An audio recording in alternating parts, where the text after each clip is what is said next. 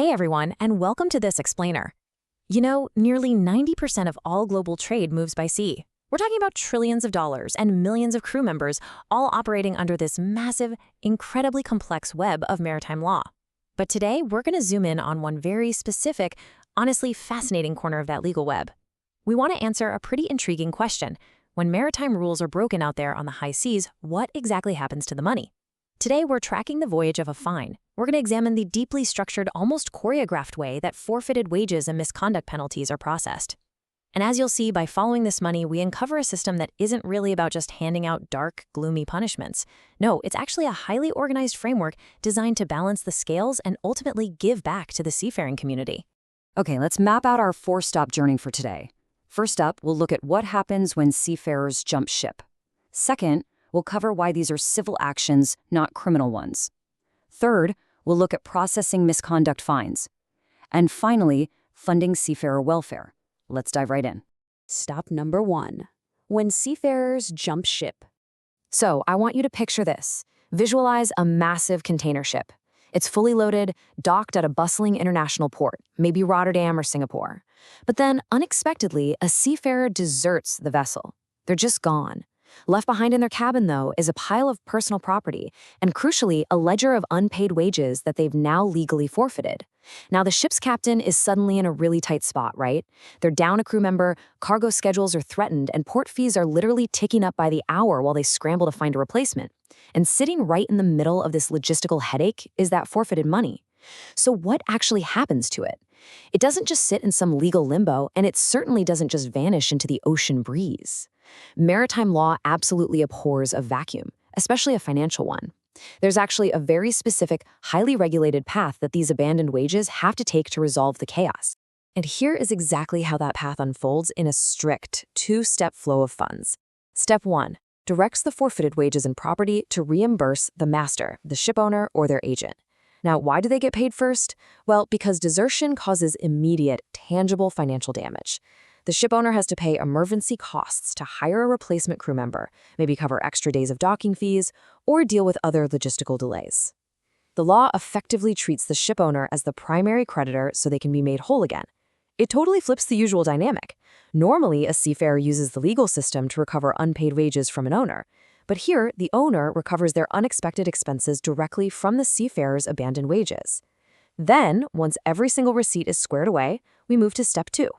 If there is even $1 left over after those expenses are paid, the shipowner absolutely does not get to keep it as a bonus. No way. The remaining balance is paid directly to the central government. This creates a beautifully clean, undeniable ledger. The victim of the desertion gets compensated, and any excess goes to the state. This totally removes any financial incentive for a shipowner to, say, falsely claim a desertion occurred, just to pocket the wages. Brilliant, right? All right, moving on to stop number 2. Civil action, not criminal. When we look at Section 106, we see a vital legal technicality, one that basically keeps the entire maritime industry from completely grinding to a halt. We have civil wage proceedings on one side and criminal proceedings on the other. Section 106 dictates that any question about the forfeiture of or deductions from a seafarer's wages can be determined in a lawfully instituted civil wage proceeding, and this happens completely independently of the criminal courts. Even if the offense that led to the forfeiture could technically land someone in prison under the Act, the financial deduction doesn't need to wait around for a criminal trial. Think about why this separation is absolutely crucial. Criminal courts can take months or even years to resolve a case. A massive cargo ship simply cannot wait years to settle its accounts. By untangling the money from the criminal justice system, a civil wage dispute can be settled efficiently and lawfully in a matter of weeks. The ship finalizes its ledger, the crew gets paid, and global commerce just keeps moving smoothly without getting bogged down in endless courtroom delays. It's all about keeping things flowing. Which brings us to our third stop, processing misconduct fines. Shifting our focus now from desertion to general misconduct under a seafarer's agreement, Section 107 shows us how geography entirely dictates the paperwork. The process essentially branches based on where the ship is docked when the offending seafarer is discharged. Now, before we trace these routes, it helps to know that a shipping master is a government official who acts as a sort of referee. They oversee maritime labor, welfare, and document compliance. So if the discharge happens at any port in India, the process is pretty straightforward. The offense is proved to the satisfaction of that local shipping master. The ship's master or owner deducts the fine from the wages and hands it directly to the shipping master. Simple. But what if the ship is discharging the crew member halfway across the world?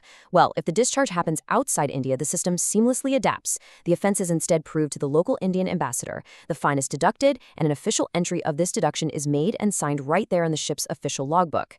So the money essentially hitches a ride on the ship across the ocean.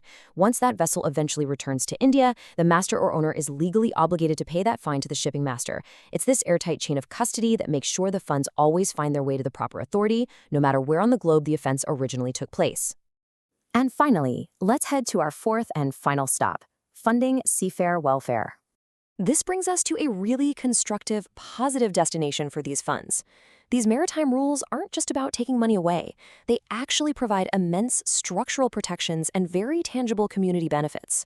First up, Section 107 establishes a strict rule of no double jeopardy. If an act of misconduct is fined and paid through this process, it cannot be otherwise punished under this specific act.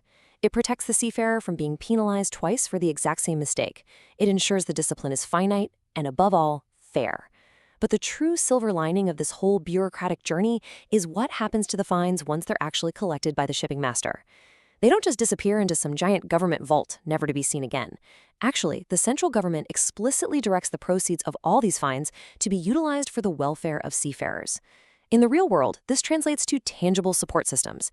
These funds can help provide medical care for injured sailors, offer financial assistance for seafaring families in sudden distress, or even help fund maritime community centers at major ports. The system takes the financial penalties generated by misconduct and transforms them into a dedicated, enduring fund to protect and support the broader seafaring community. It's a pretty remarkable cycle when you step back and look at it. We've tracked a fine from the chaotic moment of an abandoned ship through the careful separation of civil and criminal law, across international borders, inside a ship's logbook, all the way to its final destination as a dedicated welfare fund. Which leaves us with this final thought. Does turning misconduct fines into seafarer welfare funds make the high seas a fairer place? I encourage you to think about how elegant this legal structure truly is. Thank you so much for joining me on this explainer. Keep learning, and I'll catch you next time.